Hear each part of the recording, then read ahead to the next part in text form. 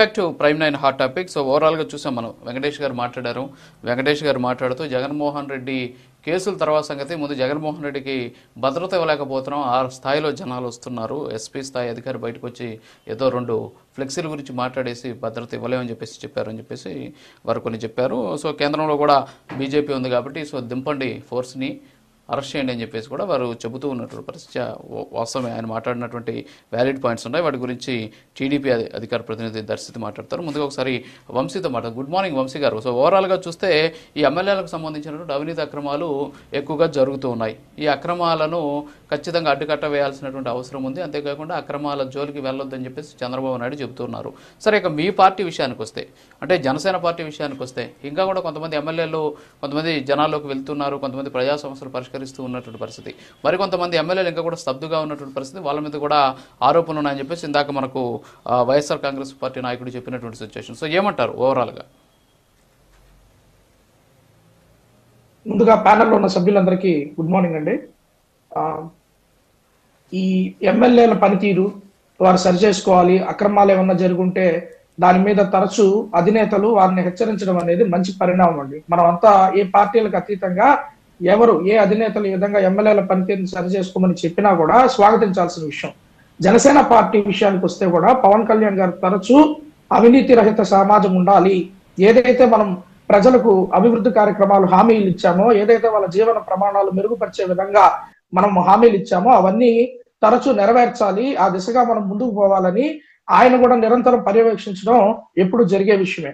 ఈ విషయం ఇప్పుడు ఏదైతే హామీలు ఇచ్చామో మనం హామీలకు అతీతంగా అభివృద్ధి చేస్తామని కూడా ఆంధ్ర రాష్ట్ర ప్రజలకు ఎన్నో వాగ్దానాలు చేసిన దాఖలాలు. ఇప్పుడు ఈ రోజు మనం చూసినట్లయితే గత వైఎస్ఆర్ గవర్నమెంట్ లో ఏదైతే అమరావతి వచ్చి రాగాల్ని ప్రజావేదిక కూల్చేయడం, అమరావతిలో అభివృద్ధి అనేది లేకుండా చేయడం, 3 రాజధానులని చెప్పి ప్రజల్ని కన్ఫ్యూజన్ లోకి నెట్టి ఏ రాజధానిని క్రియేట్ చేయకుండా ఏ విధంగా కాలయాపన చేస్తూ కేవలం సంక్షేమ పథకాలు మాత్రమే, బటన్ నొక్కడమే అది ఒక ధ్యేయంగా, బటన్ నొక్కితే మన పని అయిపోయింది అన్న విధంగా ఏదైతే అమరావతికి వచ్చిన నిధులు ఉంటాయో, ఇంకో రకమైన కేంద్ర నిధులు ఉంటాయో, ఆ నిధులన్నీ కూడా కేవలం సంక్షేమ పథకాలకు మటుకు వేసేసి దాంతో మన పని అయిపోయిందని ఆయన పనితీరు ఆ విధంగా ఉండింది.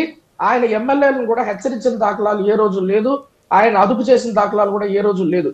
ఆయన అన్ని చేసేసాం, అభివృద్ధి చేసేసాం, రోడ్లు వేసేసాం, ఉద్యోగాలు ఇచ్చేసామన్న ఆ ఫీలింగ్ లో ఆ ఎమ్మెల్యేలను కూడా గడప గడప పేరుతో ఇంటింటికి పోవాలి, మీరు వెళ్ళి మన హామీలు మనం ఏదైతే ఇచ్చామో మన పథకాల గురించి చెప్పండి, వాళ్ళు ఎలా రిసీవింగ్ ఉందో చూడండి అంటే ఆ రోజు మనమంతా చూసిన దాఖలాలు. ఎమ్మెల్యేలు ఏదైతే ఇళ్లకు పోయినారో ఆ ఇళ్ల దగ్గర కొంతమంది అయితే మా ఇంటికి రావద్దు, మాకేమి అభివృద్ధి కార్యక్రమాలు జరగటం లేదు, మాకు ఈ పెన్షన్ రాలేదు అని రకరకాలుగా ప్రజల నుంచి వ్యతిరేకత వచ్చిన విషయం కూడా తెలిసిన విషయమే. అయినప్పటికీ కూడా ఆయన ఎమ్మెల్యేలను హెచ్చరించకుండా 175కి 175 మనం కొట్టబోతున్నాం అని ఎమ్మెల్యేలలో ఒక ఓవర్ కాన్ఫిడెన్స్ నింపడం వల్లే 175కి 175 దేవుడెరుగు గాని 175 నుంచి 11కు పడిపోయిన పరిస్థితి ఈ రోజు మనం గత ఎన్నికల్లో చూసిన విషయం. కానీ ఇప్పుడు ఉన్న ప్రభుత్వం, ప్రజాప్రభుత్వం, కూటమి ప్రభుత్వం అలాంటి ఓవర్ కాన్ఫిడెన్స్ పనులు చేయదు. ఎప్పుడు కూడా మనం ఏదైతే హామీలు ఇచ్చామో సూపర్ 6, నేను కూడా ఒప్పుకుంటున్నాను, 1-2 హామీలు ఇంకా సంపూర్ణంగా నెరవేరలేదు. అయితే నిన్న మనం గమనించినట్లయితే ఏదైతే ప్రధానమైన హామీ ఉందో అమ్మఒడి పథకం కూడా ఏదైతే పిల్లలకి చెప్పారో గత ప్రభుత్వంలో కాకుండా కుటుంబంలో ఒక బిడ్డకే కాకుండా ఇక్కడ కుటుంబంలో ఎంతమంది పిల్లలు ఉంటే అంతమంది పిల్లలకి కూడా అమ్మఒడి పథకం ద్వారా నిధులు వేస్తున్న దాఖలాలు. అదే విధంగా మెగా డిఎస్సి కూడా పిలుపునిచ్చారు.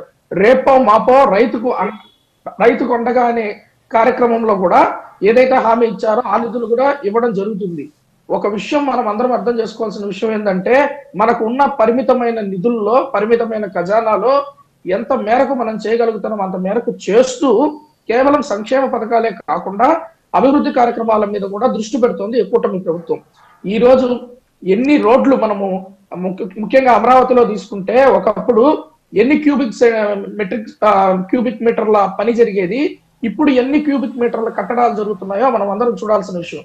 అదే విధంగా చూస్తే ఎక్కడికక్కడ పవన్ కళ్యాణ్ గారి విషయం తీసుకుంటే ఆయనకు వచ్చే నిధులు ఏదైతే ఉందో కేంద్ర ప్రభుత్వంతో కూడా మాట్లాడి పిఎం జన్ధన్ అదేవిధంగా రోడ్ల ఆవాస్ యోజన, ఈ విధంగా ఏవైతే పథకాలు వస్తాయో ఆ పథకాల నుంచి ఎక్కడ వెసులుబాటు ఉంటే అక్కడ వెసులుబాటులో నిధులన్నీ తీసుకొచ్చి ఈ రోజు మారుమూల అరకు ప్రాంతము, ఏజెన్సీ ప్రాంతంలో కూడా రోడ్ల నిర్మాణం చేస్తూ కొన్ని దశాబ్దాలుగా రోడ్లు అనేవే లేకుండా అల్లాడుతున్న ఆ ప్రాంతాలకు ఈ రోజు రోడ్డు మార్గం కల్పించిన ఒక గొప్ప పరిపాలన ఈ కూటమి ప్రభుత్వంలో జరుగుతోంది. పవన్ కళ్యాణ్ గారు అవినీతి అక్రమాలు చేసే ఎమ్మెల్యేలని ఉపేక్షించరు. ఆయన చాలా కఠినంగా ఉంటారు. ఈ ఎమ్మెల్యేలనే నమ్ముకుని జీవితాంతం ఉండాల్సిన అవసరం ఆయనకు లేదు. నిజాయితీ కలిగిన మనుషులు ఆయన వెంట ఎప్పటికప్పుడు నడుస్తూనే ఉంటారు. ఆయన లక్ష్యం ఒకటే, ఏదైతే మనం ప్రజలు ఉన్నారో ఆంధ్ర రాష్ట్ర ప్రజల జీవన ప్రమాణాలు మెరుగుపరచాలి, ఏదైతే అభివృద్ధికి ఆమడ దూరంలో నిలిచిపోయిందో ఆంధ్రప్రదేశ్ అక్కడ అభివృద్ధి జరగాలి, ఉద్యోగ కల్పనలు జరగాలి, పరిశ్రమలు రావాలి, రోడ్లు పడాలి. ఏదైతే ఎమ్మెల్యేలు అక్రమార్కులు, అంతెందుకండి సింపుల్ విషయం, ఆయన అటవీ శాఖ నిర్వహిస్తున్న దాంట్లోనే ఆయన దృష్టికి రాకుండా ఒక డిఎఫ్ఓ, ఒక ఫారెస్ట్ ఆఫీసరు లంచం తీసుకుంటే అది ఆయనకు దృష్టికి వచ్చిన వెంటనే ఆయన చర్యలు తీసుకుని ఆ ఫారెస్ట్ ఆఫీసర్ మీద యాక్షన్ తీసుకోవడం జరిగింది. ఈ రోజు ఆయనకు ఫారెస్ట్ ఆఫీసర్ ఒకటే, ఆయన పార్టీ ఎమ్మెల్యేలు ఒకటే. ప్రజల కన్నా ఎవరు ఎక్కువ కాదు. ప్రజలకు మేలు చేయాలి, ప్రజల దగ్గర అవినీతి అక్రమాలు వాళ్ళని రాచరింపాలు పెడుతున్నారని ఎవరు ఆ ప్రయత్నాలు చేసినా కూడా పవన్ కళ్యాణ్ గారు ఖచ్చితంగా యాక్షన్ తీసుకుంటారు. పలు దఫాలు కొంతమంది ఎమ్మెల్యేలని ఆల్రెడీ హెచ్చరించడం కూడా జరిగింది. ఏదైతే గత ప్రభుత్వం ఇసుక, మద్యం, మైన్ ఇలాంటి వస్తాను మీ దగ్గరికి, వస్తాను. ఒక్క నిమిషం ఆగండి.